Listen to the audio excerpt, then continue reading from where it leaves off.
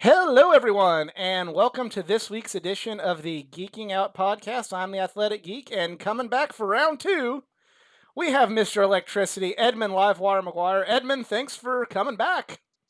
What up, everybody? Good to be back. Yeah, I'll let you know this now. You have probably the most viewed or listened to episode of the podcast. So right Well, now, I right like now to you're think that that's a good thing. right now you're the I'm not saying that our other ones not knocking any of the other fine folks that have agreed to do this from all the different forms of this culture, be it the wrestlers, the artists, the fellow YouTubers and podcasters. But right now, I believe Livewire is number one as far as views. So, but they've all been very, very good and very, very happy getting to get the word out about a lot of fine folks across the world with this. Well, Um, that's pretty cool. oh yeah, I did want to tell you there's people from there are people from the UK who know who Livewire McGuire and Sean Chambers and Mike Masters and Gary the Barn Owl are now. So really That's really pretty cool. And if sweet. any of the other wrestlers, Playboy Paul Rose, can't forget Playboy, he was great too. Um, Hmm. so now your name's out there now due to this podcast, and that makes me feel very rewarded. Oh So if you yeah, guys man. listen to this one, hats off to y'all. But this is part two, and when we interviewed Livewire for part one, we stopped after this really awesome match he had in January of 2009 against the serial thriller Shane Rich, and it was his second opportunity to become the AAPW champion, other than the tournament to crown the inaugural champion, if I'm not mistaken. Correct. So after this match, you do a really, really strong story after the match. You act like tempers are flaring. After a close match, hugging Rich. Mutual respect. You decide it's time to take some time off. You get attacked by Sean Schultz, um, and then you actually do take a few months off. What was you don't have to go too deep if you don't want to, but when you went on that break, was it uh, mandated by a management? Like, hey, we want to send you away for a little while for the storyline. Was there some injuries, and you're like, hey, well, here's a good way of doing it? What was the logic behind the break? Was it personal, professional, or a little bit of both? It was a little bit of everything, um, but I it was most definitely self-imposed. I remember going to Sean prior to the championship match and telling him that I was just looking to tackle some personal issues that was going on, and um, it was just, I wasn't really burnt out with wrestling or the business or anything. I just felt like, if I go away for a little bit, because I'd been on every single show leading up to that. Right.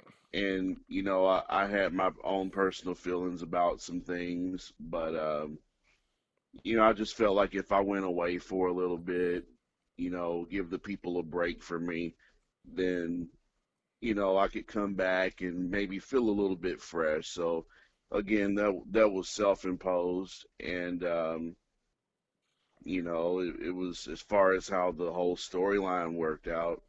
Um, I was frustrated that I'd worked and worked and busted my ass to get to that point to be able to face Rich, even though it was a blend of hard work and being voted into that position because the fans wanted to see that match. Absolutely. Livewire versus Shane Rich, the two most popular to that point, most reliable competitors in the company. One was a champion, the other had been elusive. So, they were just wanting to see the two worlds collide, and then collide we did. But after the match, I was in a fit of frustration. I get on the microphone and just let the people know that, hey, your boy is going away for a little bit. And then out of nowhere, seemingly for whatever reason, I don't know if he was, trying to prove a point or, set the wheel in motion as far as, making his own mark. But Sean Schultz attacked me and left me laying, and that's whenever, I just went away for a while. And I believe after that, him and Rich went on to have a rivalry. They did have a rivalry, and they had some really great matches. But Uh-huh. at the time, I was kind of, I will admit as a fan, it was just kind of like, okay, Livewire's not this one. I know from a personal perspective, the very next show, you weren't on it, but they brought in Jeremy Wyatt from the St. Louis and Kansas City area, who had been really Uh-huh. making a name for himself in the independent scene. In some of the NWA Central States and NWA or LWA, excuse me, and I was really excited to see him. So that brought me to that show, and then the next show was um, in a neighboring town that was only about 20 minutes away. So we're like, you know what? We're not really wasting too much gas to go to this one. So, and it was a good show. Rich and Schultz had their first match there, but there were some shows in Uh-huh. between that involved some driving where not a knock on the rest of the AAPW roster in the slightest, but it was just kind of like, maybe we can miss this one. That one's an hour away, and Right. Mascuda, that one's an hour away in Anna. Livewire's not going to be there. You know, money's Now, I tight. actually was at the one in Anna, You were but at I that one, just watched as I was there, but I just watched just to, as a spectator and came to hang out with the boys. That was my first show that I'd attended since the one in January with myself and Rich. right? But I just kind of sat in the rafters and just watched the show.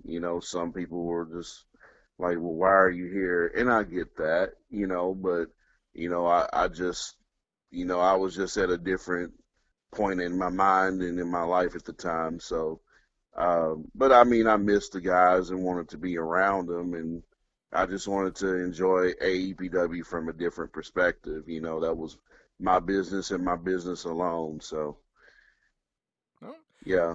we transition into your first show back as part of the show. I believe it was Mount Vernon, Illinois, in May.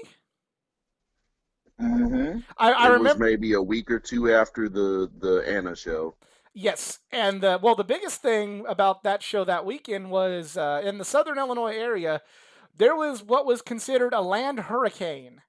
Essentially, went with just this big storm, and it just took out power and left a lot of the area just kind of, I want to say In in, shambles. yeah, that's I don't know, I want to put it that far, but yeah, like there's a lot of cities they're like, hey, we don't have power. I remember in the town that I live in, um, I worked at a little rinky-dink hardware store, and just the day, because we were blessed in my town, we had power, and Yeah. everything in our town was up and running, and we just had like a everywhere from the surrounding areas were just coming in, and they're like, do you have generators? Do you have this? And it's a rinky-dink little store, and they're hmm not. They like we were cleaned out just because of everybody needing, like, I need gas cans. We need oil. We need generators. We need tools so we can put this in, and just okay, okay, okay, and then Yeah.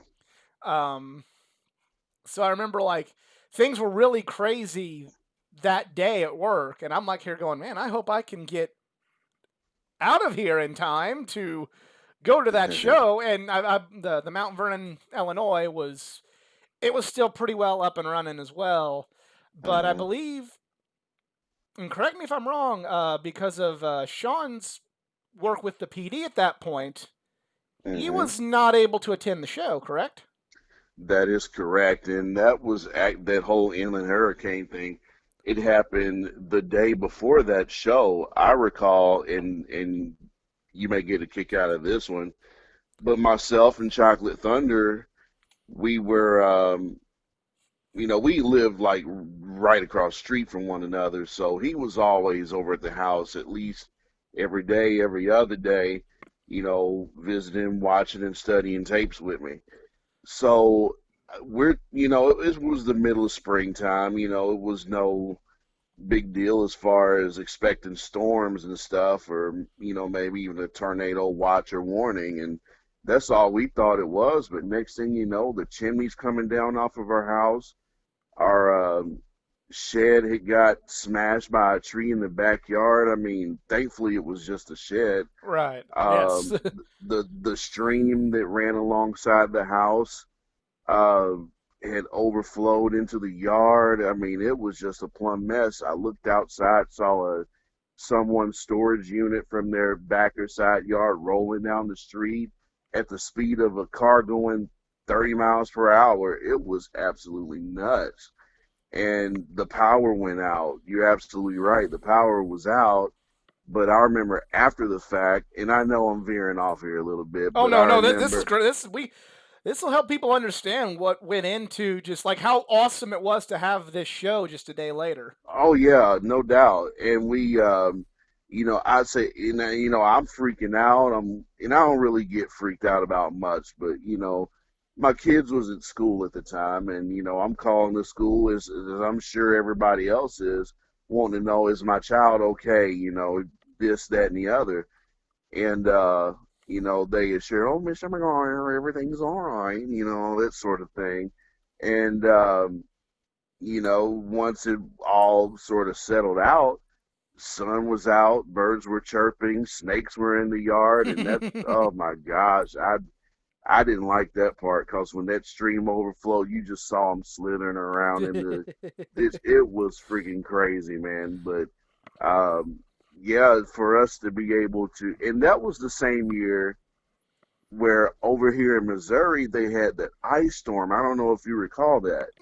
Like Vaguely. there was a real bad ice storm, and there were some casualties from it, but uh I'm talking like, you know that was another situation where people needed generators because, if I can recall, some lives were lost just from people freezing to death, or if just whatever the case may have been, there were some lives lost in that. But then later in the year, a few months later, we had the inland hurricane over in Illinois, but it was nuts as far as that went. But we still go and have the Mount Vernon show on that next night, which I don't think Mount Vernon got too much of the inland hurricane, but for those who would commute, Yeah. around the area to see our shows, it was a nice little distraction. But Sean was not, excuse me, Sean was not in attendance at the show because, he had his, duties as far as, being there for the citizens. Right. So it's kind of interesting, Sean wasn't there, so if I recall correctly in just some of our conversations we've had, Uh-huh. not recording, he kind of put you in charge that night, or some variation on that. So take me through what that was like. Um, well, the venue that we ran, we would normally run the YMCA. Hmm. Um, I believe the old Gateway Championship Wrestling out of St. Louis um, used to run that venue, and that's how I was familiar with that. Um, I remember something, I think they were trying to shut it down or whatever. So we were in the market to look for another venue. And at the time, as you well know, MySpace was still all the rage. Yes. And I don't know how I don't know how it came out, but or came to be rather, but I remember talking to this one lady who was, I think I was looking for gyms or whatever, and I saw where, I forget what the name of the place was. It was something gymnasium or It's like a gymnastics. gymnastics like place. Yeah, I mean, it was a sizable enough venue, but I'm merely just looking for places to run. And, I got a hold to this lady, who was running it. And she was just like, well, we're looking to do fundraisers for our gymnasts and so that we can, run programs and all that sort of thing. So that's how we got in there. So I kind of knew her. There was a familiarity, but I believe it was like myself and Shane Rich, we were both kind of running things in the back just that particular night, just cause Sean knew he could trust both of us. But I mean, it really was.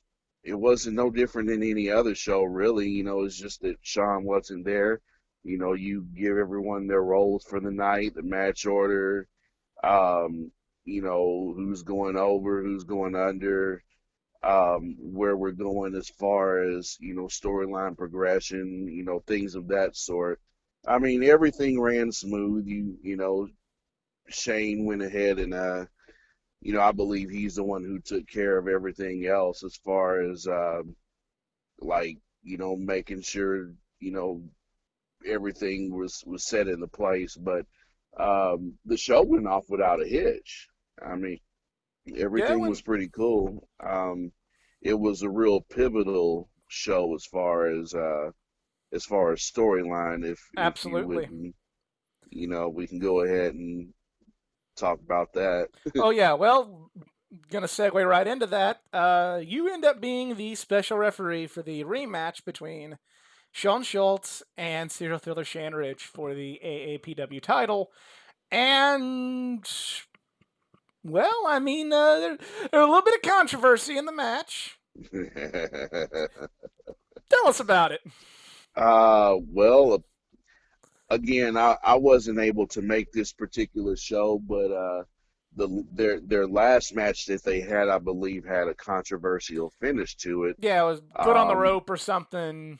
Yeah, it was something like that, and so there was a need for an outside enforcer, and by that time, I think I was sort of getting the itch to come back, and that was kind of the way to bring me back into the fold. So who else better to be the outside enforcer than moi?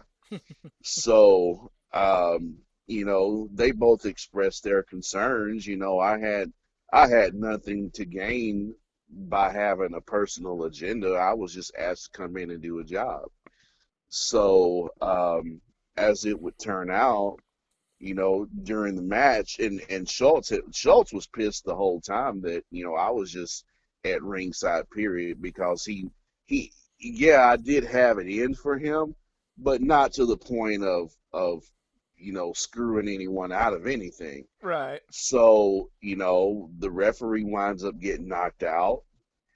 Um, I'm you know I'm as qualified as anybody. I'm wearing the stripes that night. So I was, trying to revive the referee, and, my back's turned, the referee's out. I guess both of them at some point had the match sold up.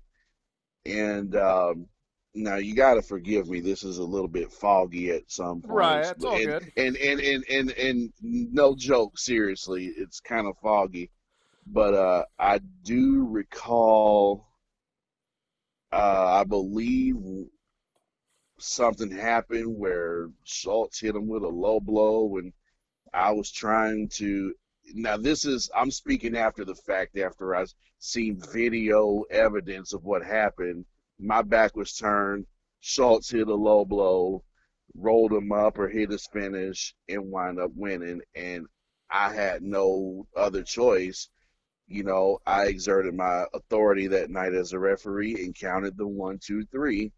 You have a new All American Pro Wrestling Heavyweight Champion, Sean Schultz. So that became a bone of contention with Shane Rich because, he's just like, what are you doing, man? You trying to, screw me over? What? Like, I know I beat you, but, you know, it again, I was only doing what I was, you know, within my power to do that night. What would I have to gain by helping Sean Schultz? Right. So it it became an issue of, me and Shane Rich, who had always had a mutual respect for one another, to Right. we started kind of, that was the beginning of us butting heads. So yeah, that's where we started going moving forward. But also at this time, I was still inactive. There was a wrestling school that had opened in West Frankfort, Illinois. For the life of me, I can't uh, remember the name of it, but Curly owned it. He had purchased a ring. Hmm. I think he knew whoever ran the building.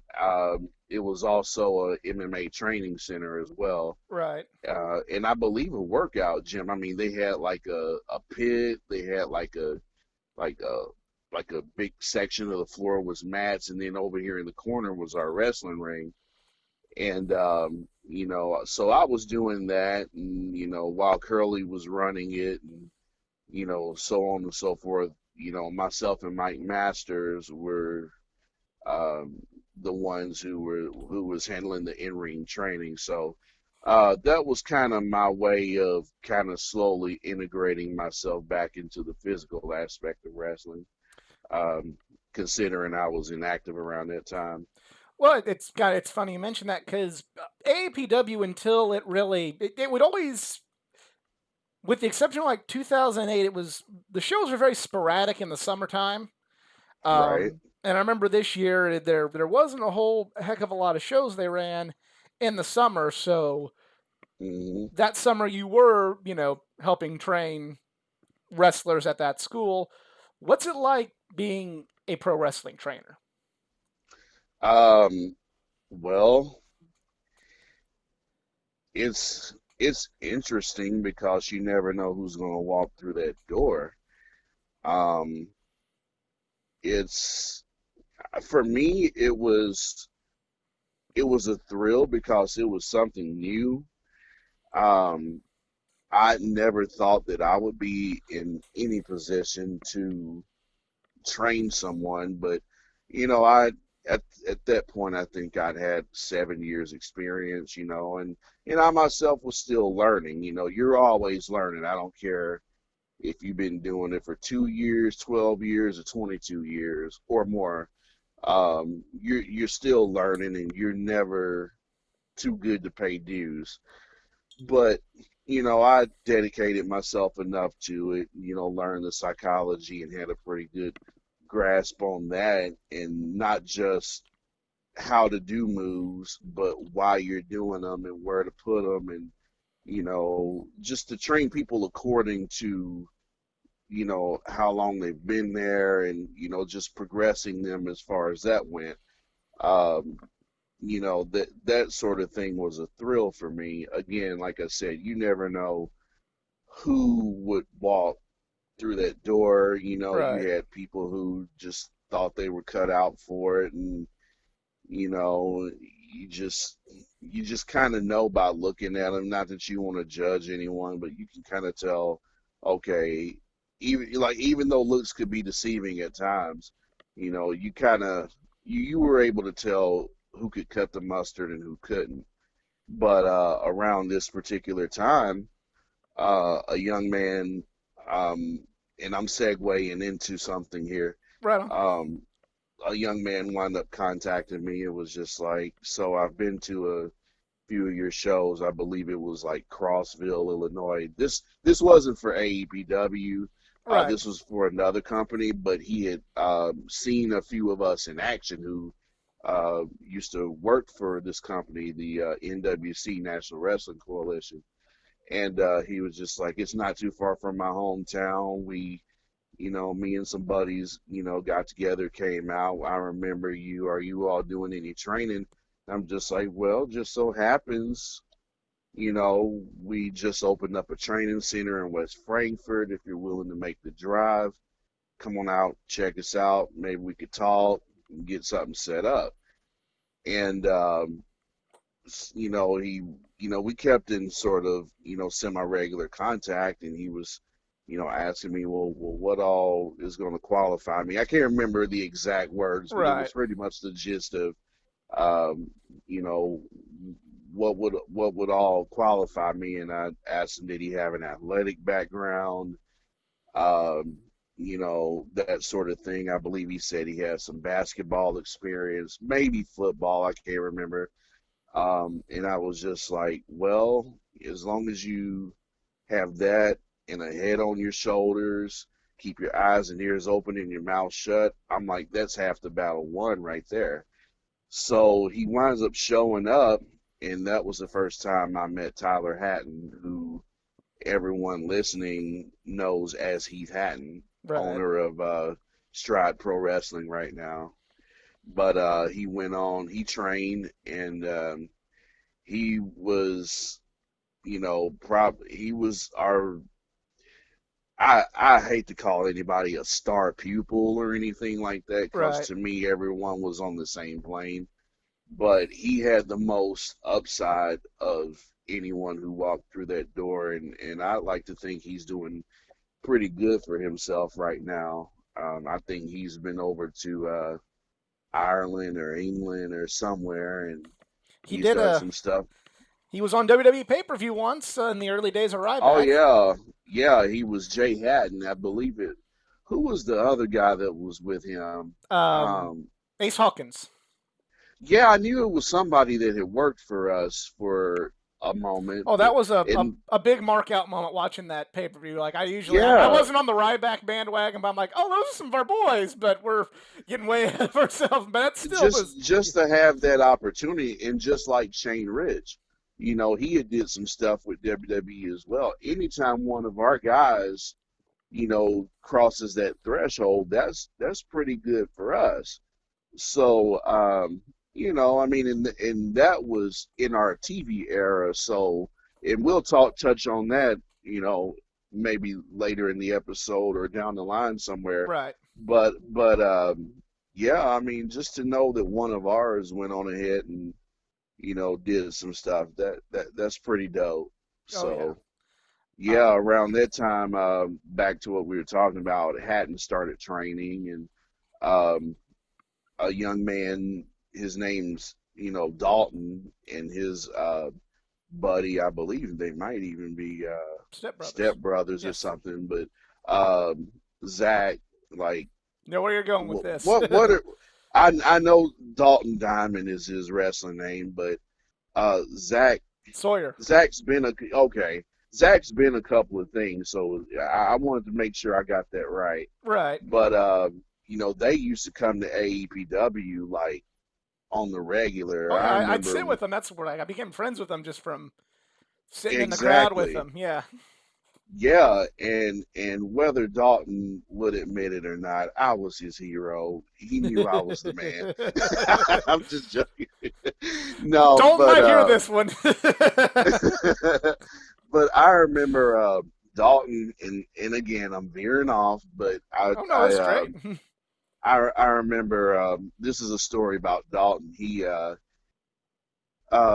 a birthday, and his mom got a hold of me, and we had a wrestling show in West Frankfort, Illinois, at the Aquatic Center that day, and his birthday fell on this day, and she was just like, well, I got Dalton tickets, and I want to take it to the show, but do you do birthday appearances? And I'm just like, well, not normally, but I'd be willing to make an exception. And so, she gave me the address, and I wound up showing up and surprising Dalton. And I remember, giving him the tickets that night. I believe I gave him a Livewire McGuire T-shirt, maybe a do-rag, just as a birthday gift. Hey, And I never got a they Livewire McGuire T-shirt, so that's something that he needs to hold on to that. it's rare. I'm pretty sure it's worth 1,000 by now, and I ain't gonna never see a dime of it. But um, it was a good time. It was cool to be able to do something like that. And later on, I'd say a couple of years later, Dalton and Zach both would wind up training with us. I remember there was this kid, and I hate to be putting him over, but He went by the wrestling weatherman Matt Storm, or Hmm. it. I'm not bullshitting you, dude. It was like he was Hatton's friend, and if you ever do an interview with Heath, I'm pretty sure he could tell you about it. That's one of his friends, and I feel like I'm talking bad about his friend. I'm not, but it was just one of those mind-blowingly ridiculous instances where it was just like, okay, come on now. Like he came in with his gimmick. Uh, he was just like, "Oh, I'm the wrestling weatherman, Matt Storm," and I'm just like, okay, dude, whatever. I remember having him running the ropes and blowing him up, and he just had like this whole long resume of things he's done, and it was mostly like backyard stuff. And he would always contact me and be like, "Well, I have a passion for this. I want this. I want to do this." I'm just like, "All right, well, show up before the show. Maybe we'll hop in the ring, work out, talk, get to know you a little bit. Maybe we get something going for you." And he never did. But I find out later that he's Hatton's buddy, and then he winds up showing up at practice thinking he's just gonna hop right on in and have everything handed to him, and I'm like, "Nuh-uh, bruh." Like, I had him doing squats, pretty much blowing him up to see whether he was worth any salt. So, Right. I don't believe he stuck around quite a bit, but I'm pretty sure he hates my guts. Well, I was getting But ready. I was getting ready these to were ask you just if there some of was the. any. Right. I'm sorry. No, no. Yeah, I was getting ready to ask you if there's any stories of just guys where you're just like, you didn't have to mention names, but we got one. So there's gonna be some people, maybe starting one of the classic podcast wars that we're with now of people I talking. But mean, but but but that's a those great one. those were right. Um, but those were just some of the names that you know I I guess you could say I trained or whatever. But um, all that sort of led up to my eventual comeback, which like this was like from spring through summer. And you mentioned there wasn't a lot of AEPW going on. Well, I mean, who wants to sit up and go see wrestling whenever there's the beach and family trips and this and that, all sorts of other activities, I mean, who wants to see wrestling in Southern Illinois? So that Yeah. was kind of the reason for that. But eventually, um, it would build up to my comeback, which happened at the time it was brand new Rent One Stadium over in Marion, Illinois, where the Yes. Southern Illinois Miners play at. I was just getting ready to. Gonna be the big one is there. The biggest show up to that point was AAPW ran a pre-show before a minors game. What was it like to be Hmm. able to wrestle in go from not knocking any of the fine folks that would accommodate AAPW, but from these church gyms and gymnastics halls that have maybe average at best accommodations, especially Go the ahead and say it because you said it every single episode. You said it in Mike's episode, Sean's episode, well, I was the being not, whole. I Go was being ahead and say it. Give us a spiel. Go ahead. I was gonna be nice about the No, gymnastics no, center. no. Don't be nice because I crack up every time you say it. Well, the Come gymnastics on, center go was ahead. Give us decent, the rundown. but a the an old church gym that smells like pee and There you go. Now we're talking. Now we're cooking. the old church gym that smells like pee. But you're going from the smell of sweat, stale popcorn, and urine to Hmm. this isn't a major league baseball stadium, but it is a very very well put together minor league stadium. What's that like for Yeah, you? yeah. It was a pretty cool. Shut up, you dogs. Sorry. Oh. But yeah, it was a pretty cool experience because to that point we hadn't had any like. I mean, we had local exposure, but it was like just to a certain point. I do believe that was one of our first dealings with Chris Hagstrom because I think Right. he did product. I might be off here. I don't know, I I I I, but I know I believe. Hagstrom worked with the miners because I put in at a job fair for an internship with the miners when I was in college, and he was who I gave my resume to, was Chris Hagstrom. I unknowingly Okay, did that. Met Chris Hagstrom before he became even a big thing in AAPW just through a well college that job that's fair. a fun fact because I never knew y'all had any interaction I outside didn't of know he was Chris Hagstrom. I was kind of like, when I saw him, like, I think that's the guy I gave my Mhm. resume to. Yeah, absolutely.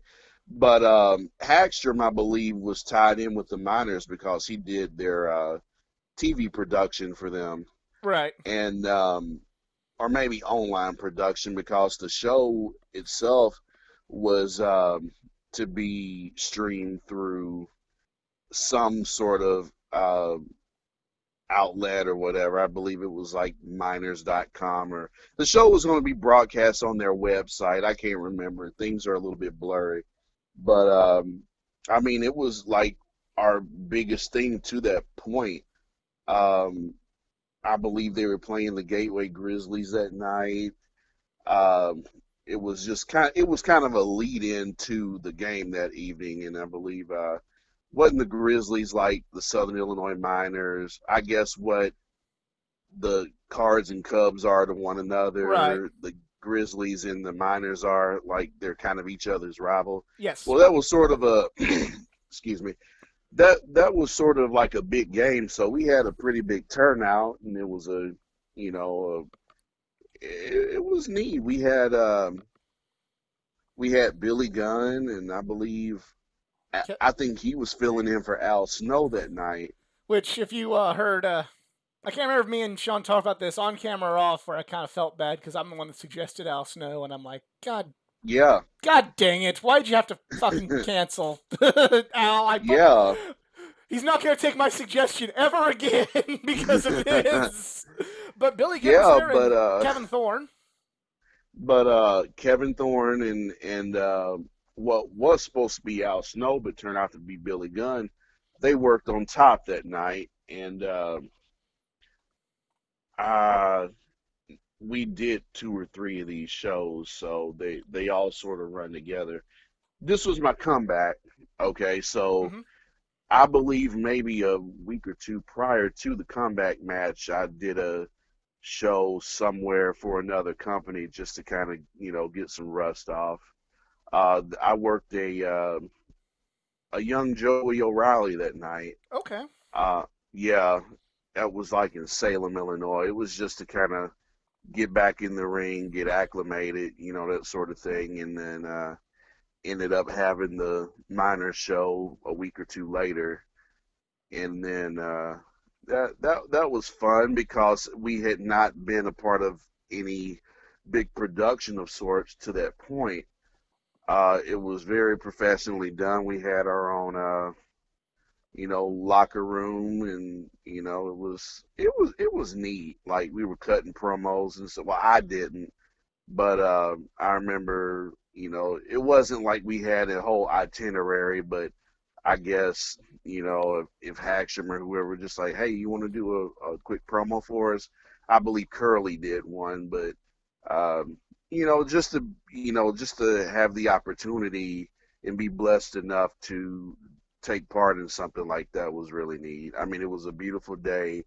People turned out. It was a You beautiful day know, for the it wrestling, but I remember like the rainstorm coming like as soon as the wrestling was over. Yeah, I mean, I'd rather it rain on baseball than to rain on us, Right. you know. I remember getting so But soaked we left and like we could have came back and seen the game, but like we got so drenched in water our tickets were just so soggy. We're like, oh, oh we're man, done. We're done. Let's just go home. now, tell me before I continue, was that did I meet up with you guys You at did. Applebee's or Yeah. Steak and Shake after that? Applebee's, yeah, we did meet up there, but it was like that was like after the whole like we can't watch the game with you now because this is Okay, our yeah. tickets.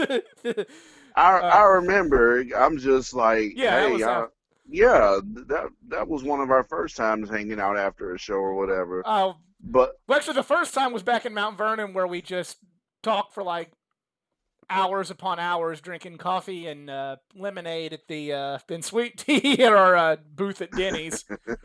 yeah, man, that those were fun times.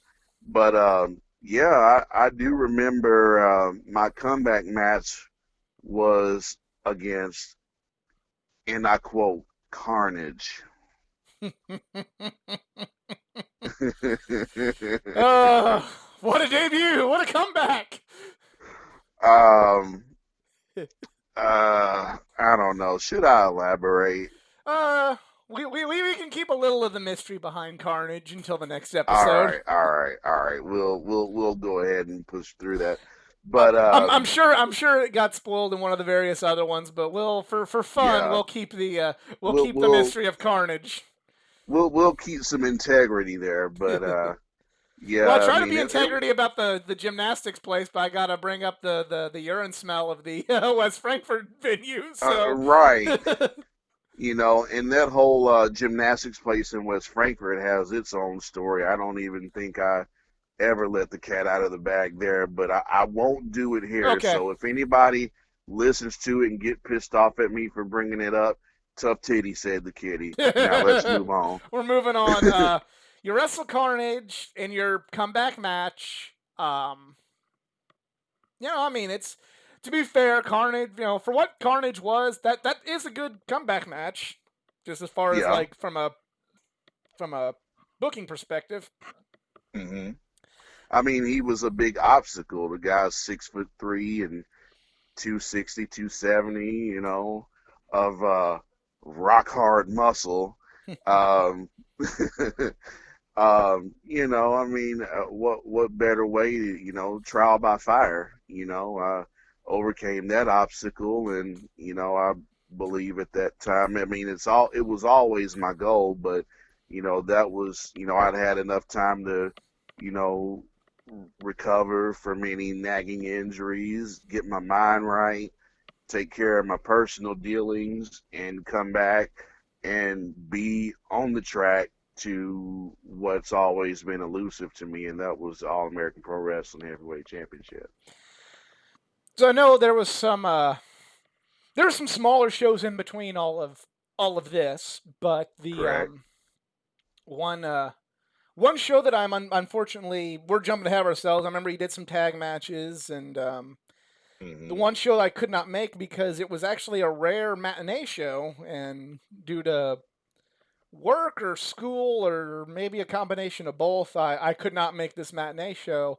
It was a tournament to Yeah. to determine the number one contender to Sean Schultz's AAPW championship. And I'm hmm ashamed to say I did not get to see a tournament because, especially me at that time, I was the indie wrestling thing. The coolest thing was always the tournaments. There was the Ted Petty Invitational. There's the ECWA Super 8. hmm There's the Battle of Best Los of Los Angeles. Angeles. Yeah, Battle of Los Angeles, and Yeah. there was so many, like independent wrestling. A good tournament always made the indie wrestling fans like myself get excited. I'm like, well, why don't we do that in AAPW? And then hmm it's a matinee show and I can't freaking go. But Well, it's go ahead. no, no, no. It's funny you mentioned that because that was kind of the idea of having a tournament. We'd not done anything like that before. Was just something different. I'm the one that pitched that idea to Sean. I'm like, man, we should do a tournament because at the time, like I myself am a fan of like your ECWA Super 8s. Even though I've never seen one, I've seen clips and certain matches from the Ted Petty Invitational or what used to be the Sweet Science 16 and the Battle of Los Angeles. I'm a fan of that sort of stuff. Or Super J Cup. That was really the Right. big inspiration of it. But or if you want to talk about more mainstream, King of the Ring. Yeah. I'm just a fan of tournaments in general. So I felt like if we did something of that sort, then maybe that'll drum up some interest. And I believe it was to crown the number one contender Hmm. for the AAPW Heavyweight Championship. Um, but we'll continue in chronological order. I don't know if we were talking about the show or what was Well, I was leading going up to ask you to it, about but the tournament because I know there were a few spot shows where kind of, I don't want to say they were bad shows, but they were just kind of spot shows. You're wrestling some tag matches, you're wrestling some singles matches, good shows, mhm, but it's kind of, they're in your houses or raws compared to these sort of things. right. So tell me about the tournament because I've actually, since I didn't see it, I'd like to just hear your perspective of what it's like to Well, wrestle a tournament like that and how yeah. the show itself went because I didn't get to Well, go. to before I elaborate on the tournament, I can't mention the tournament without first giving you the rundown with because the whole thing with myself and Shane Rich picked up where we left off. Okay. Um, yeah, I do believe somehow, and again, you gotta forgive me because I don't know if his Axe gave me too many power drivers, too many bumps to the head, whatever. But um, myself and Shane Rich continued our what our simmering issues. He was, Hmm. I believe, at one point he wound up working his way back toward a title shot, and things were getting out of hand. I wound up coming to make the save, accidentally cost him the match. Um, we tagged up at a show. I believe it was our return to Nashville. Hmm. We had a tag match, and I believe one of us caused the other to get pinned, and things just were started boiling then, and then we have this tournament, and then I wind up making it through the tournament. I had defeated, uh, it might have been Playboy Paul Rose in the opening round semifinal. No, no, no, no, no, no. It was Carnage in the opening, Playboy Paul Rose in the semifinals, and then Mike Masters in the finals. I wind up winning the tournament, and like you said, it was a matinee show that they had started at like 3 o'clock, Right. Because I remember and we I got off. I got done doing what I was doing like at 3:30, and I'm like, nah, yeah. not don't even have enough time to be like, oh well, I missed the first round. That's good. Like, no, the show would be half over by the time I drove there. Well, there was a reason why we did it matinee style. I don't know if I've ever No, I don't know why. Why? talked to anybody about that, but the reason, and if I'm wrong, I'm pretty sure Sean will correct me, but um, again, this was in West Frankfurt at that gym that Smelled smelled of like pee. stale popcorn and urine. Um, we well, it was kind of a logistical attempted logistical move because um, there was a lot going on in the area with Saluki athletics, concerts. Excuse me, I choke up. It's all good. Went down the wrong pipe. Sorry about Oh, you're that. fine. So we just figured a way to, I guess, kind of not really offset it. That's the wrong term, but to try to capitalize maybe if somebody wanted to go to a game that night, Right. Okay. or or maybe they could go to the wrestling show earlier that day to whet their appetite, or just to give them time to do both in case they didn't want to miss out on the other. So we figured, hey, if we do our shows early, that'll give not only people the opportunity to attend the game that night, or if whether they want to attend one or the other, or it'll give other guys on the card time to make their next shot. We just felt like it was, it was a good opportunity all around.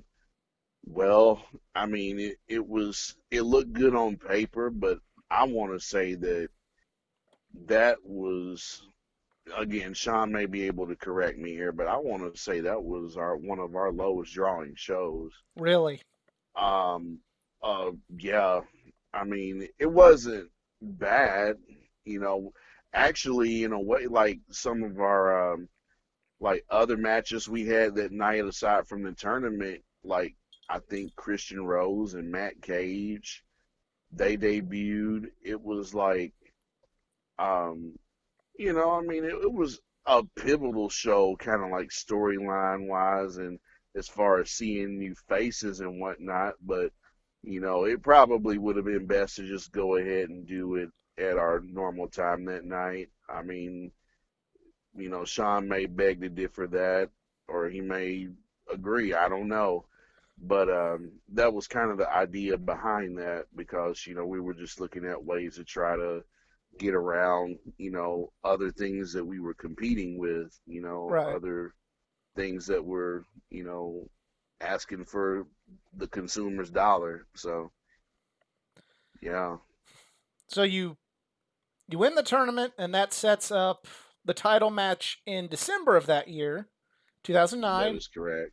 You and Sean Schultz, where we were in attendance for that one. I remember because this is another one of those. Once again, I put off some college final studying to go to this show, Oh and my gosh. I passed all the finals. If that makes you feel better, Well, that that's good. semester, but I did put off some studying in order to attend this. So yeah, finally get to see after at that point 2 years of AAPW, or at least me following AAPW, Livewire McGuire triumph, and beat Sean Schultz in a really damn fine match with you and Schultz. Schultz, I don't know where he's at, but I really wish he would have, you know, gotten more of an opportunity with at least some of the bigger independent groups. Like your Ring of Yeah, Honors, your IWA Mid Souths. yeah. At least with that bigger in terms of distribution, I think you see some of those If shows, and you don't really I'm think not bigger. mistaken, I believe Schultz may have did a few shots with Ring of Honor. I mean, He did, but he was on the pre-show. But I remember it was in the area because okay. like we threw the streamers for Schultz because we're like, that's our boy, you know what I mean? But Yeah, I mean, he again, never like got to be used, I believe, to his fullest potential in Ring of Honor. But that was also a right. time where you had, and I'm not saying Schultz is worse than you guys, but you had your Tyler Blacks, your Brian Danielsons, your Austin Hmm. Aries, your Davey Richards, your uh, Kenny Omegas in Ring of Honor at the Hmm. time. So it's kind of like, but I still feel like he should have gotten a more Yeah. fair, gotten a little bit further than what happened. But Well, I tell you what, he was definitely a strong asset for AEPW. Otherwise, he wouldn't have been put in the position that he was in. right, Um, I mean, he was part of the Nashville crew that came up and did their thing for us. I and this is no disrespect to any of the other guys. I liked them, Chris Michaels especially, and I haven't talked or seen Chris in years, but I mean, even when I was still active, it had been a while since I've seen him. But Chris was a good dude. Him and Sean as a tag team, the headliners, they were our tag team champions for a while. But to me, Schultz was the clear standout, and he, if he was ever able to make it up our way to work on shows, he did, and he always produced quality. He had a look, he could talk, he checked all the boxes as far as, just someone you would want at the top of your card. So eventually it turned out where, he enjoyed a pretty lengthy championship reign for us. hmm And, I had matches, a couple of matches with him to that point, and they were some of my better matches, but not just because I quote unquote won the championship. Uh, was that one of my finest matches of my career?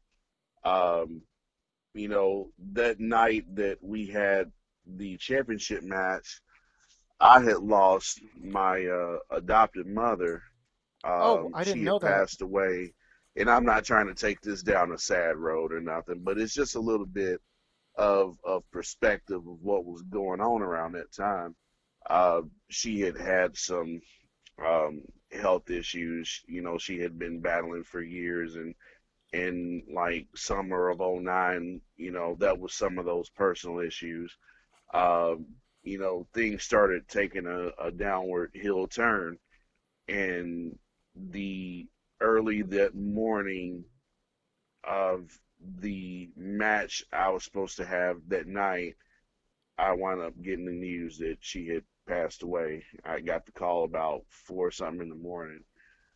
So, I mean, I was just, what do you do? You Hmm. know? And so I remember later that night, I was just, my mind was elsewhere, but, I mean, cause to be flat out honest with you, I mean, the, in my life, you know, some people just stand out, and and we had our ups and downs and that sort of thing, but she was a really pivotal and influential person in my life, and sort of gave me stability that I needed as a teenager. So that match that night was dedicated to her and her memory. um I remember you know, all the boys and the crew was, giving me condolences, and I kind of, I'm not gonna say I hate. I mean, I was grateful, but it wasn't about me. Right. My mind was elsewhere. Like, I just want to focus on the match. I don't want to be constantly reminded of it. But Yeah. that's not to say that I wasn't grateful. You know what I mean? Like, Right. because Absolutely. it's burdensome enough. So, it really gave me, the fuel to go out there and just, bust my ass even more. And, I let Sean know what was going on, and I told him, I said, my mind is on the match, and I'm all in, dude. But, just know that this is weighing in the back of my mind. And he was just like, we're going to go out there and give her a good match. And I'm just like, all right, let's do that. And I believe we both went out there and delivered, beyond what we both, you know, would have tried to anyway. Um, I call it not just because of the circumstances, not because it was, you know, finally Livewire did it. It wasn't about that, but it Right. was just between two competitors who wanted to go out there and put on a good match for the people. And we drew a pretty damn decent crowd Oh that night, yeah. I remember. One of our biggest in West Frankfurt that we ever did. Uh, we went out there and left it all in the ring for them. So it was a fun time and a fun night. And I remember, at the end of the match, you're raising the belt high and celebrating the fans. I remember um, several of the guys came out, and then next thing you know, here comes Shane Rich. You know, Hmm. got his hoodie and jeans on, and he's kind of looking like he's ready to bow up on me, but I'm not really knowing what to expect. But he extends his hand to me, and I think he sort of knew my struggles to get to that point. He knew deep down. I think he respected, what all I had, went through and gone through, and how hard I worked to get to that point. But there was still our lingering issue, and Right. for him to see that I won the championship after having accidentally cost him a championship, not to mention counting his shoulders down to the mat, Right. I'm pretty sure there's a little bit of bitterness going on there. So, um, Sean at the end of the match also announced that, and we had a fans choice poll. Hmm. This was leading up to our second annual AEPW fans choice event, which was going to be, and oddly enough, it was going to be in Nashville. I personally think we should have had it in West Frankfort because that was the crowd that followed us Right. on a regular basis. Um, um, the I believe the people who did like what happened at that show was contingent upon what happened that night in West Frankfort. Right. The AEPW champion was scheduled to face one of three guys, and I believe Shane Rich was one, Mississippi Madman was another, and I forget who the third one was. It might have been Stephen Davis. I'm not for sure who the third one was, but it was a third one, and Mississippi Madman was voted. So when Sean made that announcement, Rich stormed off pissed. Madman's already in the ring. Right. I'm sitting there with my championship, and I'm like, oh damn, like straight out the gate, like wow, So the stage is set, and this is at the end of the year, a couple of days before my birthday that year, and um, you know, we're getting ready to head into 2010, and I got a mountain to climb.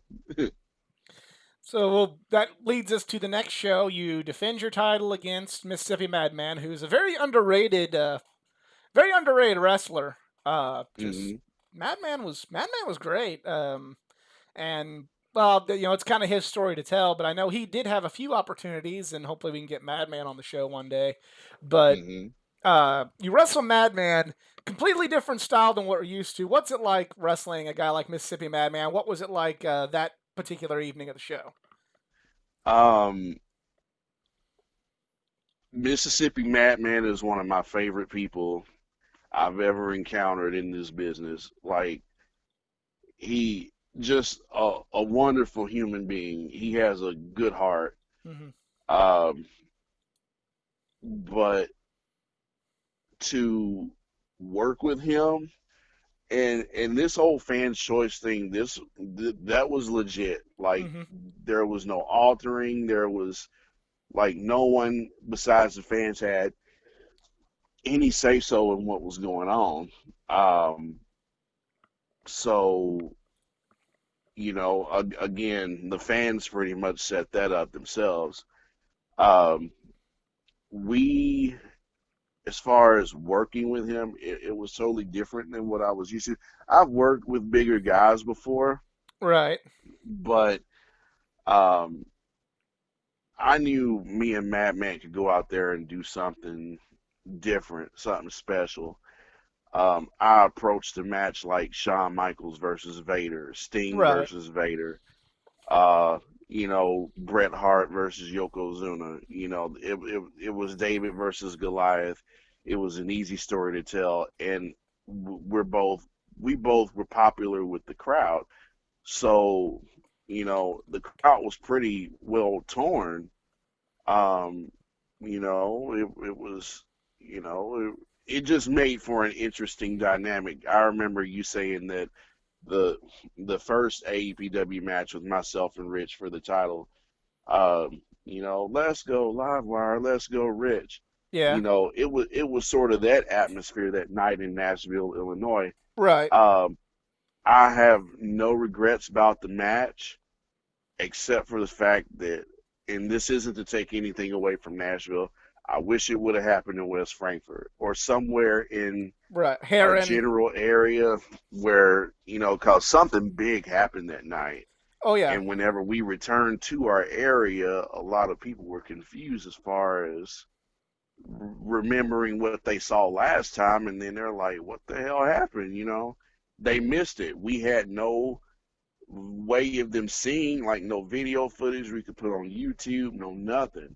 So unless they really were diehards who followed the website, read the results, no one had any clue about what transpired that night. But as far as the match itself, I remember the story we told was the tag team title match, which was, you know, we all had some pretty good quality matches that night. Right. Like It any was a match really on good that card show. could have been a main event, but I believe the tag team championship match got a little bit out of hand. We only had two refs on deck that night. Uh, they both got knocked out, so our championship match, we both get in the ring and we're just like, hey, bro, we ain't got no referee. What's going on here? So next thing you know, some music hits, and here comes Shane Rich, and he's got a referee shirt on, and we're just like, oh, looking at each other, and the crowd's kind of reacting because they kind of know what's going on. So I'm looking like, oh crap, like it was kind of like, I hate to say karma, because again, on my end, I had no malicious intent Right. or anything like that, but it was kind of like it was starting to occur to me like, okay, I could, he could give me the business right here, and I something will happen before I even know it. So me and Mississippi, we went on ahead and had the match, and it was, again, your typical David versus Goliath story, me fighting from underneath. And again, the crowd made the match. We were just out there, just laying it down, doing our thing. And I remember he was just ragdolling me, but I kept fighting back and gutting it out. And Yeah. then he got me to a point where he had me down. And I don't know if you know this, but that big man is capable of doing a moonsault. Did you know this? I saw him do it once. I bought his best of DVD from the man himself. Okay, well, But he still, it's an amazing himself sight. Yes. he himself would tell you it's not the prettiest moonsault, but just the fact that at his size and his height, he shouldn't technically be able to do something like that. But the fact that he would, just it says a lot. So he went for the Mississippi salt when he thought he had me down. He missed. I hit him with one super kick, another super kick. So are you One saying this? rocked him. The Okay. one rocked him. The next one staggered him. The third one got him down. So you're saying you had a super kick party? Shut up.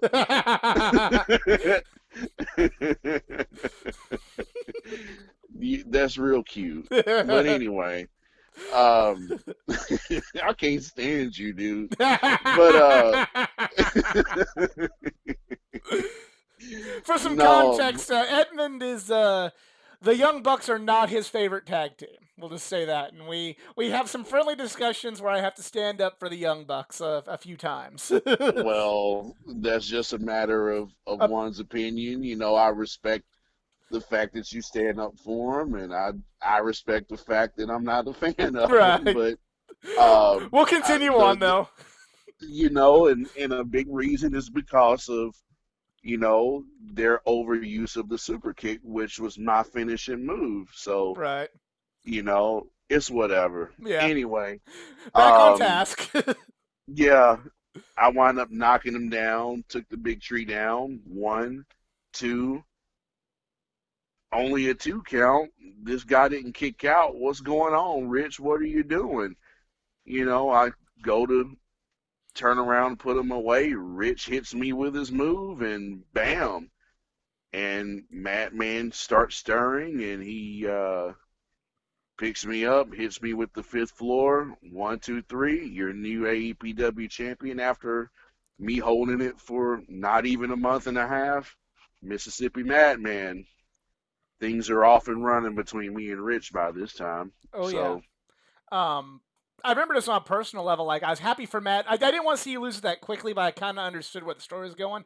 The only yeah. thing that to me kind of bothered me, it's like Mississippi Madman was probably behind you, and Rich was probably the number 3 good guy in the company. Obviously hmm now number 2 now with what's just Yeah. transpired with Rich.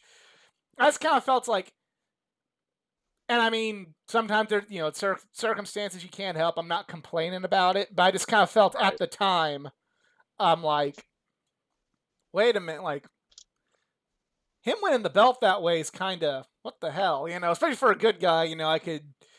I guess I'm just so used. It's an old school promotion. I'm so used to like the old school. I ain't winning the belt that way. I refuse the title. It's held up. I guess I Hmm. kind of expected something like that. You saw that in World Class quite a bit. You saw that, Right. and that's kind of what I expected. But on the flip side of things, I was still happy for Madman because I'm like, oh, cool. He's good. He deserves it. So Well, I'm pretty sure Matt Man will be the first one to tell you, well, I'm the Mississippi Madman, and I don't care what it comes down to, but when it comes to being you, friendship is out the window, and then when it comes down to it, it's gonna be me and you, and I'm gonna lift you up high and take it to the fifth floor. Yeah, yeah, we got to get Madman on the show after that one, just yeah. so we can justify it. So I'm pretty sure that's what it would come down to. right, He ain't giving a damn what's going on between me and Rich. right. It Oh was an yeah, opportunity for him. So, storyline wise, he did what he had to do. He was on top of the mountain, no matter whose expense it was at. He had nothing to do with it. He came, he took what he came for, and now me and Rich are left to settle our issue. well, and you and Rich would still have the issue, but you were also he was kind of making himself involved in another big, I feel underrated rivalry in your time there. You start a rivalry with Bad Boy Chris Thomas. What was it like working those shows with Chris Thomas? Well, here's the thing with Chris Thomas. um, he and I started our rivalry for NWC. I can't remember the whole premise behind it. I believe we were part of their cruiserweight division or whatever, and we never feuded over the championship, but it was always kind of like we were on the cusp of it, and we never ended up doing anything big other than just having matches for the sake of matches. Right, Nobody seen it besides the ones that was in the house, but all we did was just kept having one good match, which was better than the last. So um, I remember when Sean brought him into AEPW, it was just one of those things where, okay, we can do something bigger here than we did elsewhere. And it was always kind of and I hate to say this, it was always kind of like a, like a, what would be the word to use? Like if it wasn't the main angle, but it was always kind of the like off to secondary. the side, like a sidebar angle. Right, And it was always like no matter who I was feuding with, Chris Thomas was always over here nipping at me. Like right, so after the show after I lost the title to Madman, I remember I was booked to wrestle Chris Thomas, and he got on the microphone and was just dogging me about the title loss, and that was our crowd's in West Frankfurt's way of learning. Oh, Livewire lost the championship. right. So I believe that's like I said, if they hadn't followed what was going on the website or whatever, or seen the flyer that Madman was now the champion, no one knew. So Chris was kind of like the town crier that night. Right. But I remember me and him having a match. I beat him. Then he attacked me after the match, and so we kind of had like a mini rivalry. Mm-hmm. Um, and then it led up to Street we had fight. an American kid. I'm sorry, what? It was a street fight, wasn't it? I believe. Yeah, it was promoted as Falls Count Anywhere, Because I remember and there was a. Well, I'll let you tell the story. Because there was a particular instance in that match to also kind of take things back to Shane Rich that I wanted to ask you about. I mean, are you starting to see how things are coming together as Oh far as yeah. like storytelling and little Oh yeah. nuances and stuff Absolutely. like that? Like, it was just like, okay, I gotta get rid of Thomas. I'm sick of him. You know, we had the Falls Count Anywhere match, which was American Cancer Society fundraising event, and we had Simon Dean and Paul Burchill both, who had been in WWE, by that point. It was a pretty big show for us. I mean, we promoted it on TV during Raw and SmackDown and that Mm-hmm. sort of thing. And um, one of the featured bouts that night was the Falls Count Anywhere match. And we took it old school, man. I mean, we didn't rock our traditional gear. We had cut off sleeve shirts. He had his wrist taped all the way up to his elbows, almost.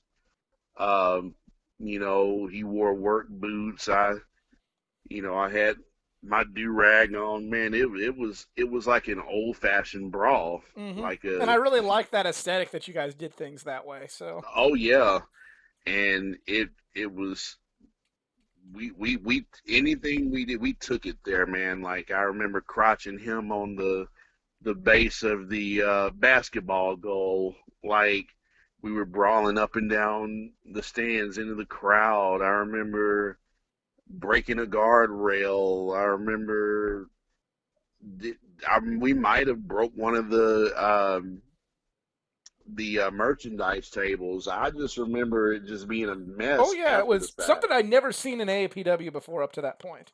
Yeah, that was one of my most fun matches. And so there at the home stretch, Chris was going in. He was going for a dive or something, and I remember hip tossing him into the wall. Like he just took the bump in, like I just literally went hip toss him into the wall, and he crumpled to the floor. I hit him with a super kick. He falls into the tunnel. I go to get him or pin him. Next thing you know, pow! I'm hearing birds. My lights are out. I'm like, what the hell just happened, right? Mm-hmm. And me looking on video after the fact, all you hear was a loud sound go off, just pow, bam. And then Chris had came to, and he, drugged me out, and uh, next thing you know, here comes Shane Rich, who had, after his whole actions, I forget to mention that after he had cost me the championship after the match with Madman, he was suspended for 3 months. Right. He was making his return that night, and he had kind of a new look going on, and he came back, cost me that match. The crowd was pissed, and that was that. He'd go in the ring, and he pretty much read me my rights. And even though I'm out on my feet, I'm still trying to crawl and fight my way to get this son of a bitch who had just cost me another match. And I want to say he might have ran out of the ring and hit me with the chair again just to kind of put an exclamation point on it. But whatever the case, things were off and running. I think he ended up, He won the title that night. yeah, he had wound up weaseling his way into the championship match, and I believe he had lost the title and didn't get a rematch. Something happened where it was a loophole. He wound up getting into the Jeremy Wyatt and Mississippi Madman championship match. It became a three-way dance, and being the snake that he is, he ended up winning the championship. Yeah. So that set the table for what was to come. We had a another Rent One Stadium um, card coming up, and that was one half of the double main event. So I remember I was going to ask you about because I didn't get to make that show, but yeah, on kind of a more of a personal level, I know on that show both of one of our all-time favorites is wrestled that show, Jerry the King Lawler. I just wanted to ask, what was it like being able to have a show with the King? That was pretty cool because of like Lawler's one of my top favorite wrestlers anyway, and being so close to Memphis, you're exposed to it, and then seeing him on WWF, your whole life, you just kind of get used to the guy. So, just to be able to share a card with him, that was quite nice. I remember, Jerry Lawler being himself, he had, cracked a joke, whenever I walked back through the curtain. I can't even remember what he said, but, we both had a laugh about it, and, we shook hands, and I just kept on walking. But he was getting ready to go out for his match against Thorne that night, and um, yeah, I mean, it was cool. I didn't really speak to him much. Like, that was actually, he had his own locker room, so um, what I saw of him, like right as I got done with my match, that was the only time I'd seen him or spoke to him aside from watching his match on the monitor backstage. Oh, really? And then, yeah, I mean, he wasn't rude or standoffish or anything like that. It was just how he did. Right. So, you know, that was that. It's But still myself and Rich had our match at Rent One Park, and it was another capacity crowd. Um, it was once again broadcast on a streaming, by that means, on the website. And again, like I said, it was the biggest actual production that we had been a part of, even bigger than the last one. Um, but it was myself against Shane Rich, and he actually beat me fair and square that night. Of all the things that had gone down between us, he goes and beats me fair and square.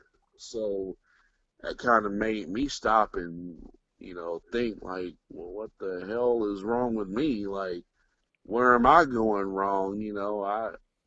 I had every opportunity in front of one of our largest crowds, one of our biggest shows and moments for the company, to really stick it to him, and I go and get my shoulders pinned to the mat fair and square. Like, what's wrong with this picture? You know, right. that storyline wise. Um, but I mean, it was what it was. It was all a part of the story, and we continued onward, and this was heading toward the middle part of 2010. After this event, I don't recall AEPW running a lot of shows. Like, It went we on a we very long hiatus, which was gonna bring in. That's actually gonna be my next question for you. Was AAPW seemed to go away for a minute, and then it kind of started back up in the early part of 2011 with, as I've learned from talking to Sean, what was for mhm. all intents and purposes the going to be the final show. And you're Well, go ahead. No. I'll get to that, but again, like I said, in 2009, and again, if I'm wrong, Sean, correct me, whatever. Um, I do believe it got to a point where every time we approached summer, we started to slow down again for the sole reason that a lot of people were, um, the college kids were out of town. People would go on vacations.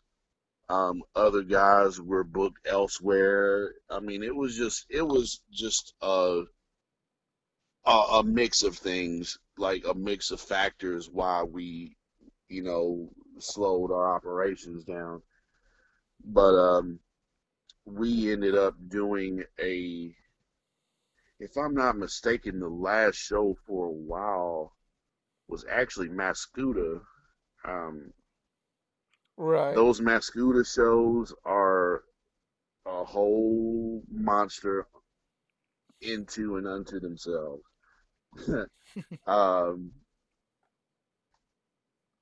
What? I What? believe I believe that was the last show until we ended up running one that fall in Carterville at the high school, which wasn't a bad show. I ended up uh, working with Golden Boy Greg Anthony that night. That was our first match against one another, and one of my favorite matches that I've had. It's on YouTube in two parts. Okay. Um, I Definitely. don't know if you've ever seen it, but it's on I've there. not seen that one. No. Because at the Okay, time, because at this well, time, this is also when my wrestling attendant wrestling became even less because I'd gotten a different job, and you yeah, know sometimes the hardware store, unless we had like a few hardware store, I was usually off by 3 o'clock unless something really big happened. My schedule was yeah, all over the place, so there'd be a lot of times where it's like I was missing y'all, I was missing LWA. The only thing that I made sure to make time for was like if the occasion Ring of Honor came to town. It's like I got to make that yeah, one. That so everything else was just kind of out the door for me at that point. right. But yeah, I remember we did the show in Carterville, and um, yeah, me and Greg were the opening match that night. I remember Hatton had his first championship opportunity against Shane Rich, and something happened there at the end. Like I think Chris Thomas somehow got involved, and I wound up making the save. It led to a tag match between myself and Heath against Rich and Thomas, and but again, we weren't running shows on a regular basis. We were just, we'd run maybe 2 or 3 shows per month, and we might have been doing one every other month by this time. But even in that token, it was still sort of dwindling down. By the end of that year, um, I, usually we do a December show to kind of close out the year Right. and lead into our January Fans Choice event. I don't even think we did that. No, I don't, because I remember, well, because you didn't weren't doing your show, and I remember, kind of casually hearing rumblings like, yeah, I don't know how much longer this is gonna last, and then also at the same Yeah, time, um, LWA was saying, I think we're gonna be closing up shop too. I mean, obviously, AAPW would continue and LWA would continue under a different banner, but it was just kind of like I remember at that time being like, whoa, what the hell? All my wrestling's yeah. leaving me. Now, mind you, I mean, just because AEPW um, wasn't running as regular as they normally did, I was working for other companies. KC Jackson and the Mississippi Madmen had their own organization that they ran in Decatur, Right. Springfield, Illinois area, and I would go up there every few months or so and work for them. Those were some of the most fun. It was called Midwest Pro Wrestling, and those were some of the most fun shows on par with AAPW Right. that I've ever taken part in. There's three feds that I can say that um, I could call home and that I look back on most fondly, of any, in no particular order, and that's AEPW, um, the old Absolute Pro Wrestling that used to run in Cairo, Okay. and then Matt Manning KC's promotion. Like those were like the three companies I look back on that I worked for. As grateful as I am to have worked for like NWC or any other company, or down in Osceola, Arkansas for the Right. Moondogs every Friday night, just, I've like those are the three companies that I've had the most fun working for. So But yeah, there toward the end of the year, we weren't running shows on a regular basis, but we did have a January show coming up. And around this particular time, I remember Greg Anthony had took over the booking duties yes. for All American Pro Wrestling, and as it would turn out, Um, I guess he'd had plans to, maybe fizzle out the myself versus Shane Rich rivalry. I mean, it reached a point, it was kind of at its hottest point, but then we started slowing down on running shows. Um, and here's another thing that I might not have shared with Sean, but I've always felt like AEPW was capable of so much more. Like, um, yeah, we eventually wind up getting TV syndication and some of the right pieces started falling into place. But even before that, like there was YouTube, there was MySpace, Right. there were so many avenues for us to be able to get our name and our brand, out there for people to see. Um, I always felt like, and this is just me now, like a lot of us were busting our ass just to get our brand and our name and be seen, you know, out there, but there were people who were coming in and working on the cards who they were just in for the booking. Right. I mean, my thing is, you can't tell nobody how to, run their social media or do this or that or the other, but at least help us out, give our card a shout out, try to get some people interested enough to want to drive or come see us or see you or whatever because Right. if a contributing part of this show, you want people to come out and see you. The more people that come out, the more money we make, the more we're able to run shows. We just weren't getting any cooperation like that from some of the guys. Right. So, and I just, I just felt those are just some of the things I felt like kind of hurt AEPW in a way because, like I said, we had these outlets, like, this was before advanced technology as it is nowadays. Right. It was limited, but there was YouTube. It was a free streaming outlet for us to at least create a channel. Now you see every wrestling company with a YouTube and they're doing weekly shows and supplemental shows, through you just simply through YouTube. Right. I felt like even though we didn't have maybe the resources, maybe our, I mean we had what we had and did the best we could with it, but I just felt like if that little extra expense was taken, that little extra mile was taken, maybe it would have, kind of like what LWA and what Gateway did at one time. They were kind of ahead of the curve on that, so to speak. I felt like we could have did the same, Absolutely. but I guess it just wasn't meant to be until eventually, AEPW would hit our quote unquote mainstream era. But back to Greg Anthony, I do feel like he was kind of maybe this is just me now. Maybe he was wanting to, fizzle the whole Rich versus Livewire rivalry out. So, um, we had a thing at the January event, and that was a event that was kind of mainly full of new faces, like some of Greg's crew from down south, like in Tennessee, Arkansas, in that area. But there was a few of the AEPW originals scattered throughout the card, and one of the names that debuted that night was Eric Wayne, 3G Eric Wayne, who's the grandson of Buddy Wayne and grandson of Buddy Wayne and son of Nightmare Ken Wayne, one half of the Nightmare tag team with Danny Davis, owner of Ohio Valley Wrestling.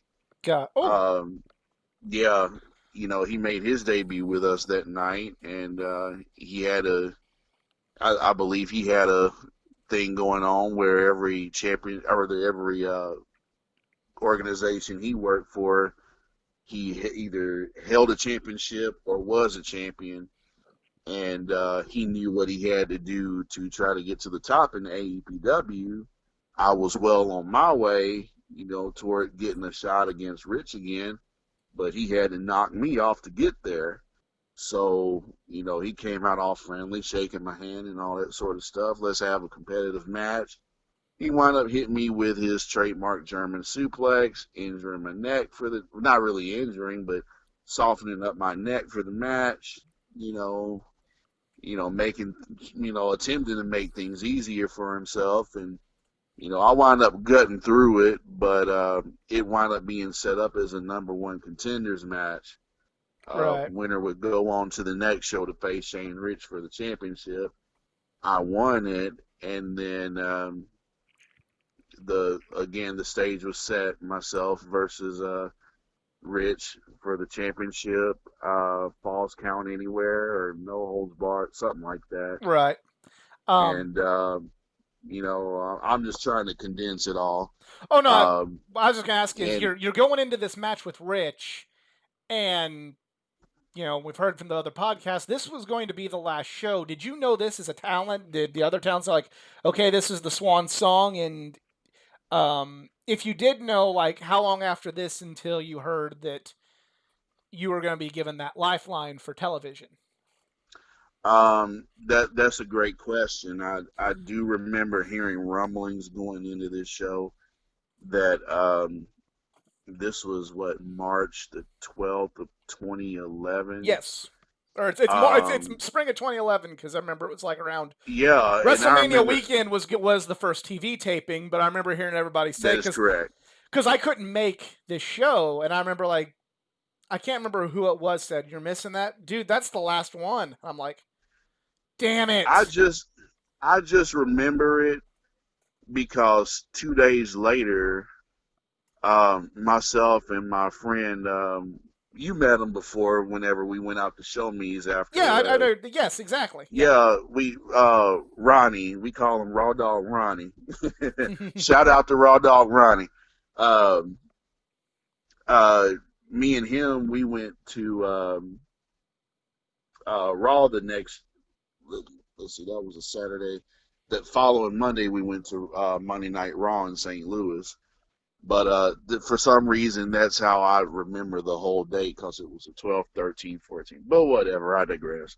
That was the match where me and Rich had, and leading into that, um, there was rumblings that we were this might be our last show, and I had absolutely no idea what else was going on, but I also heard that it could go one of two ways. It could lead to something more, or it could mean the total end of AEPW. And you know, telephone, telegraph, tele wrestler, that whole thing.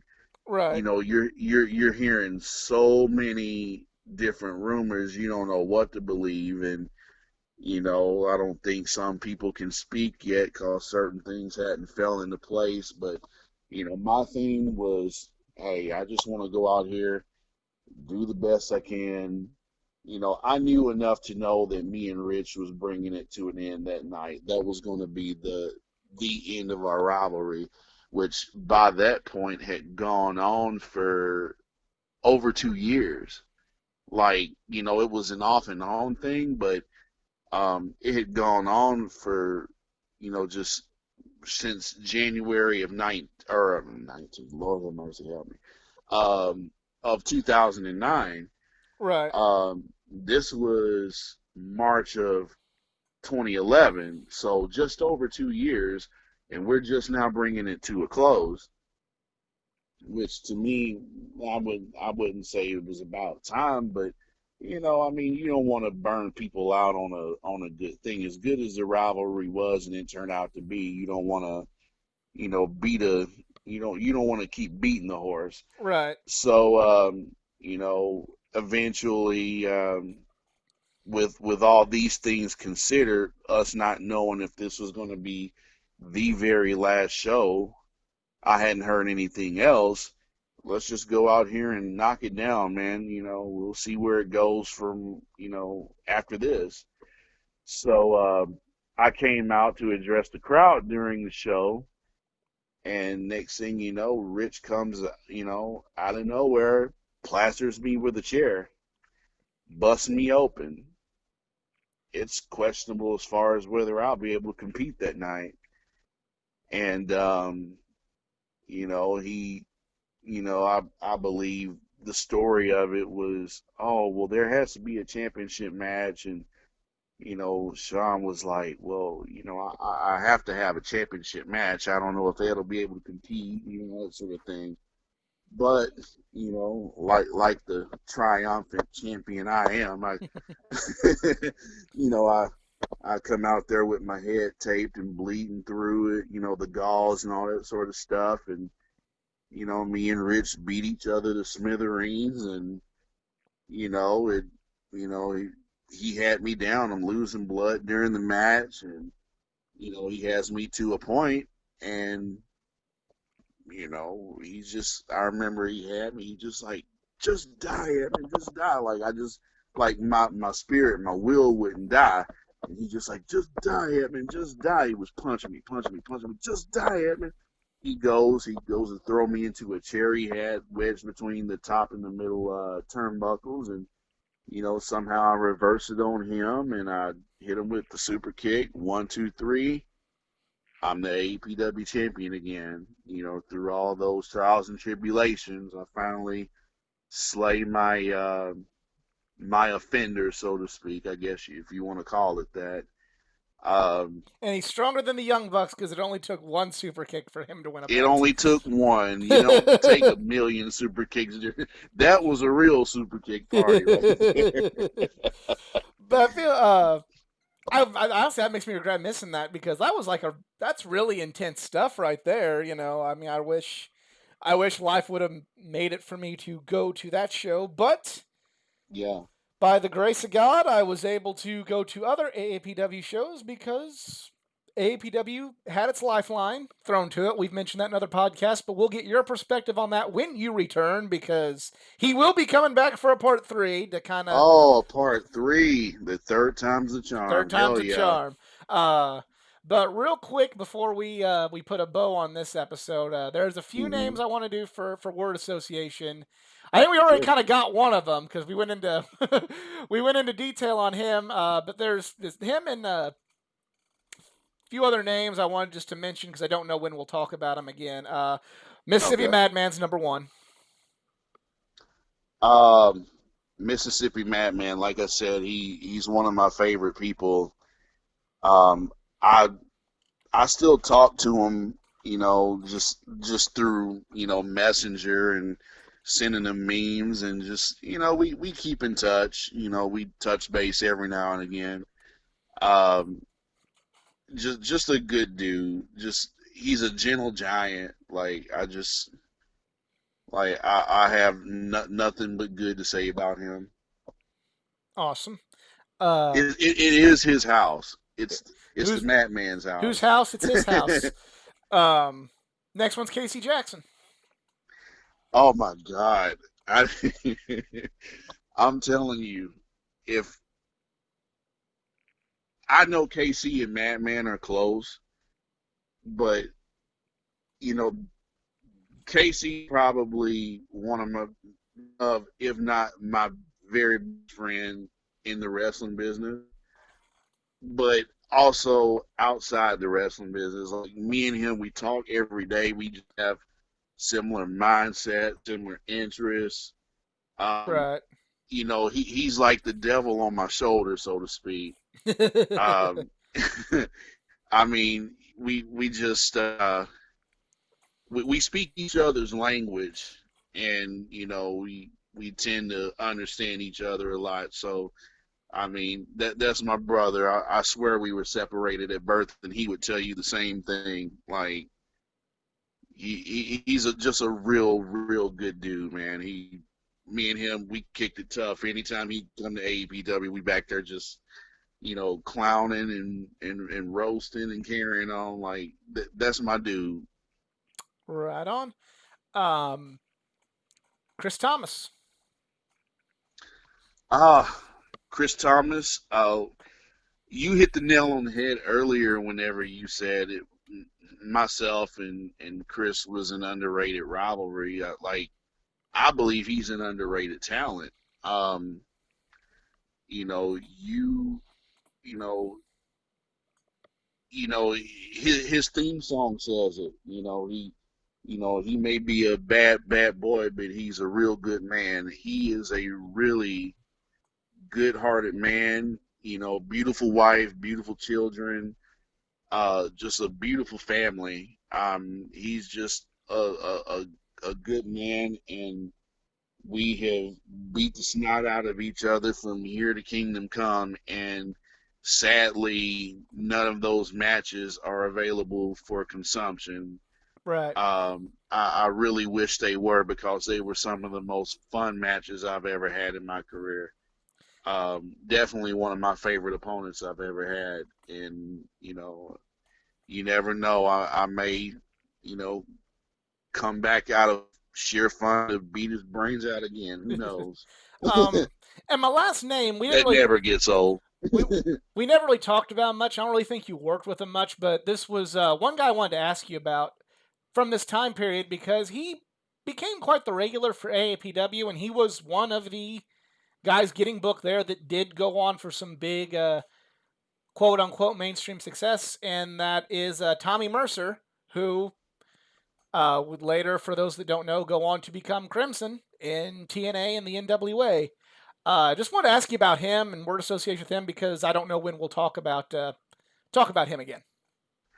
Um, he came up with Sean would have a better explanation as far as how he came to be a part of AEPW, but all I know is he came up with Schultz one time, maybe to fill a spot on a card. So one of the Nashville guys couldn't make it, but I swear Sean busted a nut whenever he seen him because he was just chiseled from granite and this, that, and the other, and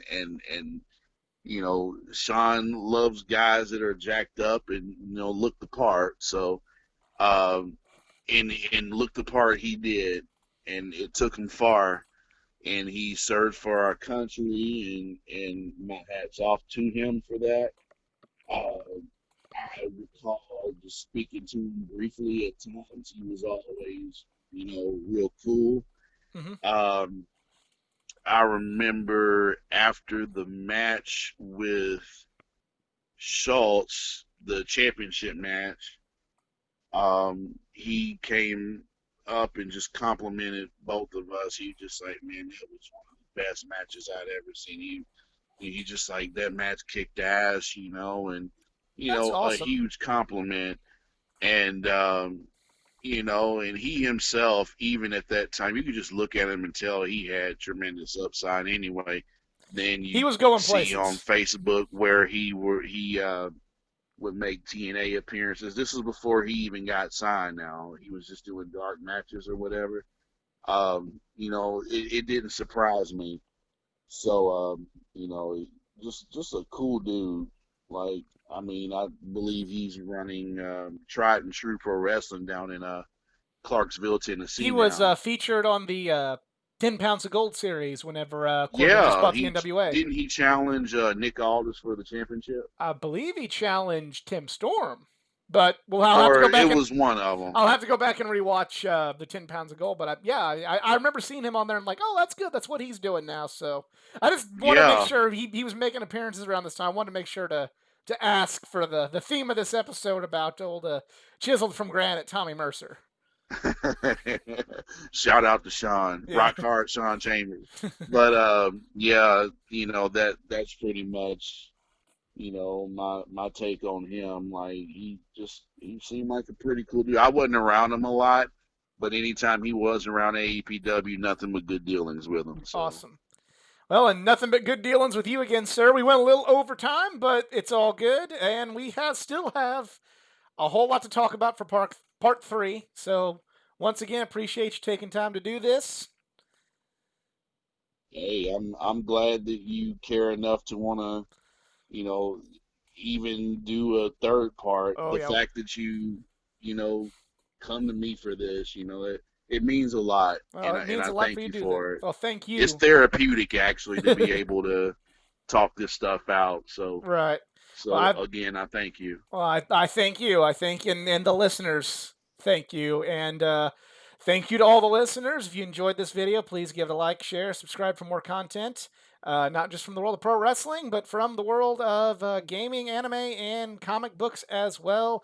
Follow me on my socials at facebook.com/athleticgeek89, Twitter athletic_geek89, and Instagram at athleticgeek89. Thanks to Edmund Livewire McGuire, Mr. Electricity, for coming back. And yes, he will be back for part 3 to talk about the TV era of AAPW and his career. But Not before I give one last shout out. go ahead. Shout out to Citadel. Yes, shout out to Citadel. Shout out to Citadel. We will definitely. I hope Citadel hears that message. But all right, thank you all for just taking a listen. We'll see you. Peace.